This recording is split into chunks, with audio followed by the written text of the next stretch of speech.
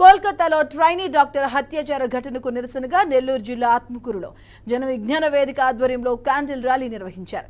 నిందితులను కఠినంగా శిక్షించాలని డిమాండ్ చేశారు.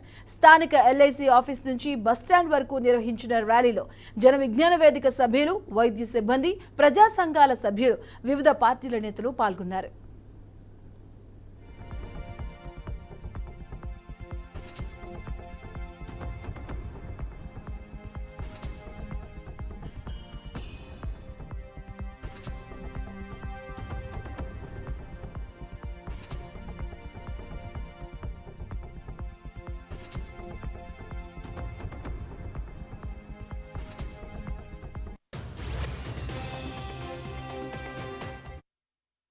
ఈ రోజు ఆత్మకూరు పట్టణంలో క్యాండిల్ లైట్ ర్యాలీ చేయడం జరిగింది.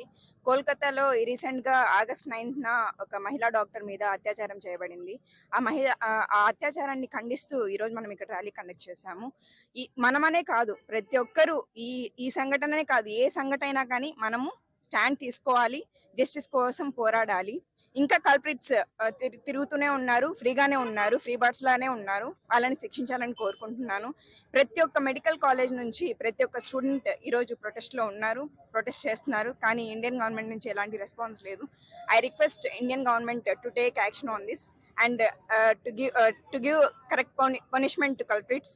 And I request everyone to stand on this issue and stand for ఇటువంటి అమానుష సంఘటనలు ఎక్కడా జరగకుండా ఉండే విధంగా ప్రజల్లో చైతన్యం తీసుకుని వచ్చేదానికోసం భారతదేశం అంతటా అనేక ప్రదర్శనలు, నిరసనలు ఉవ్వెత్తున ఎగిసిపడుతున్నాయి. ఆ క్రమంలో జన విజ్ఞాన వేదిక, ఆత్మకూరు మండల శాఖ ఆత్మకూరులో కూడా పెద్ద ఎత్తున ఒక ప్రదర్శన నిర్వహించి ప్రజల్లో ఈ విషయం గురించి చైతన్యాన్ని తీసుకుని వచ్చి మహిళలకి తోడుగా నీడగా మంచి యాక్ట్ రావాలని, ఇటువంటి అభం శుభం తెలియని వ్యక్తుల్ని దారుణంగా హింసించే పరిస్థితులు మరలా పునరావృతం కాకూడదని, చట్టపరమైన చర్యలు కఠినంగా ఉండాలని కోరుకుంటూ జన విజ్ఞాన వేదిక ఈ ప్రదర్శన నిర్వహించడం జరిగింది.